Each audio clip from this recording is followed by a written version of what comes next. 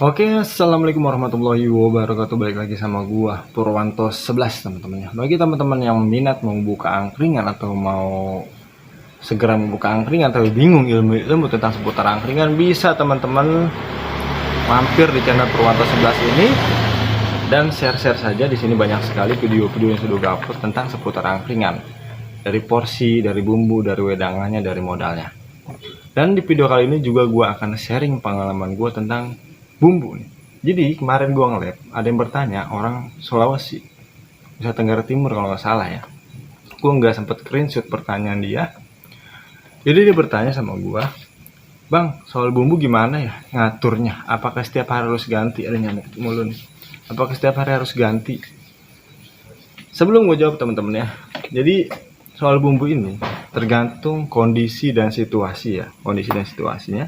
Apalagi apabila teman-teman udah ngeblebet, apabila teman-teman nih ya kan, angkringannya sudah ramai, omsetnya sudah lumayan, pasti teman-teman ya kalau bisa mah ganti bumbu lah setiap hari ya, karena masakan juga kan sudah banyak.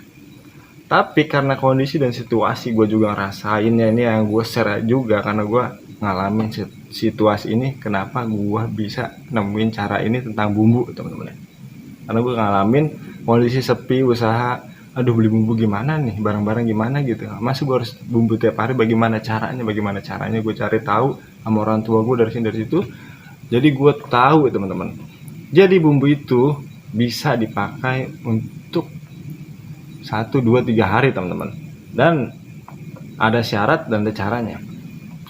Jadi langsung saja teman-teman ya, kita ke syaratnya. 4 syarat harus teman-teman tahu apabila teman-teman ingin bumbunya dipakai bisa sampai 2 harian teman-teman ya. 2 hari sampai 3 hari lah maksimal ya teman-teman ya. Syarat yang pertama, jangan membacem bahan-bahan ayam baceman itu dalam kondisi mentah teman-teman ya. Kenapa jangan dalam kondisi mentah teman-teman? Karena kalau kondisi mentah teman-teman bacem dengan bumbu, itu bau amis akan tercampur semua ke bumbu, ya kan. Yang kedua ya teman-teman, lemak di kepala, usus dan lain-lain itu juga larut dan tercampur dengan bumbu teman-teman. Itu sangat bahaya dan amis banget teman-teman ya. Itu harus banyak buat kali jahenya. Itu teman-teman harus diperhatikan, jangan membacem dalam keadaan bahan-bahan mentah. Caranya bagaimana bang? Caranya teman-teman cuci bersih, direbus dengan air biasa, cuma dicampur dengan serai geprek dan juga jahe geprek. Setelah direbus sampai mendidih, dicuci lagi sampai bersih, baru siap dibacem teman-teman ya. Karena teman-teman ya, kalau misalnya lemak dan amis itu benar-benar tercampur 100% di bumbu bacem tersebut, besok-besoknya juga lemak bumbu bacem pasti ada lemaknya, buru-buru mau dipakai lagi. Itu tidak mungkin untuk dipakai lagi.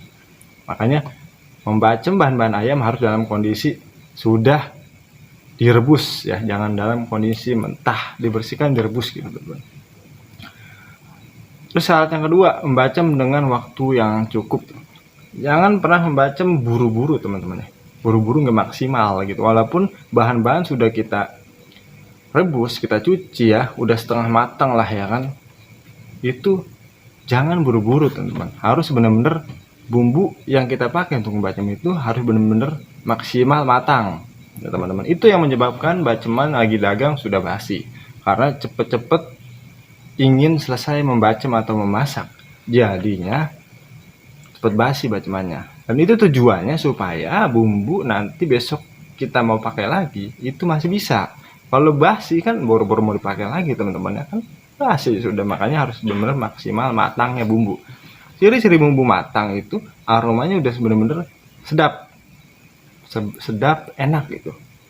Dan atau minimal membacem itu 1 jam lah teman-teman ya, minimal. Lebih itu lebih baik lagi. Takaran air dan bumbu harus pas juga.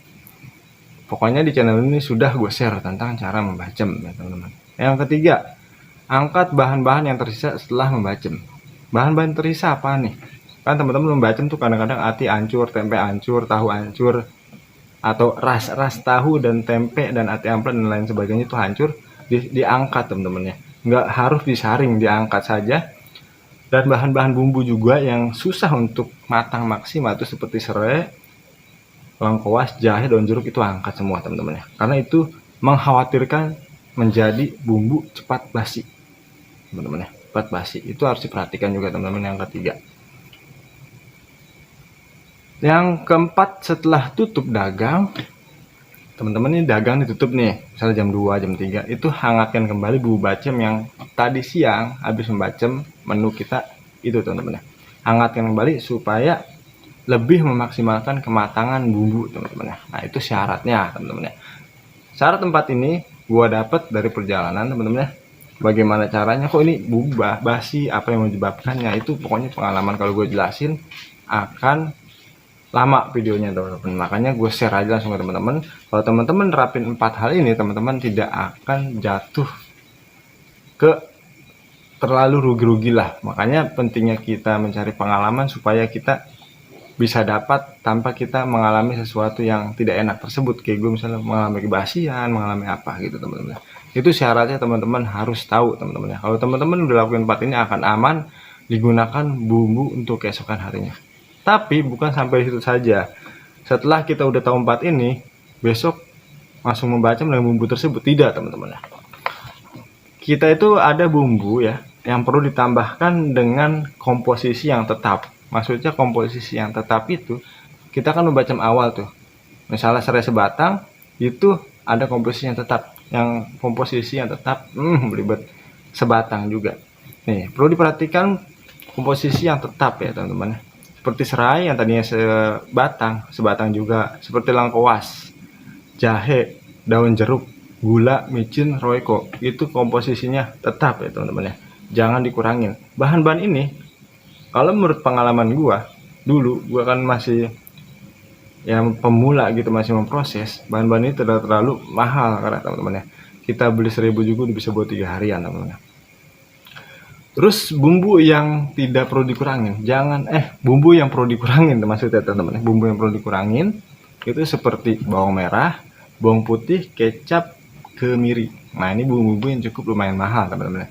Bawang merah kurangin setengahnya, bawang putih setengahnya, kecap misalnya biasa pakai 5, tambahin 2 saja.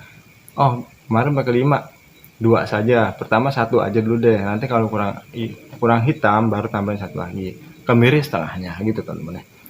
Jadi begitu teman-teman ya. Teman-teman insya Allah ngerti lah. Kalau misalnya masa nggak ngerti, pokoknya mudah. Yang penting teman-teman pahami, praktekin ya. Yang udah praktek apalagi pasti akan lebih mudah mengerti ya teman-teman yang sudah praktek membaca. Jadi untuk bahan bumbu itu begitu teman-teman ya. Bisa dipakai untuk keesokan harinya. Tergantung kondisi dan situasi. Kenapa kondisi ini bisa dipakai lagi? Karena situasinya mungkin ya karena kita pusing ya belanja, ngatur keuangan. Karena walaupun begini ya teman-teman, ini layak teman-teman, masih layak sekali, pokoknya masih layak sekali, asal penanganannya atau syaratnya itu dilakukan seperti tadi ini 4 ini, terus bumbu yang harus ditambahkan atau yang tidak ditambahkan atau yang tidak dikurangkan itu harus diterapkan. Kalau tidak diterapkan ya bakal gagal untuk memakai bumbu kedua atau ketiga hari teman-teman. Oke teman-teman, semoga video ini bermanfaat untuk teman-teman semua. Hanya sharing pengalaman teman-teman, gue paham banget kondisi dan situasi kalian pada saat kalian memproses tentang bumbu ini. Jadi begini tuh teman-teman ya, tentang bumbu begini gue share, semoga bermanfaat untuk teman-teman semua. Salam dari gue Purwanto 11. Assalamualaikum warahmatullahi wabarakatuh.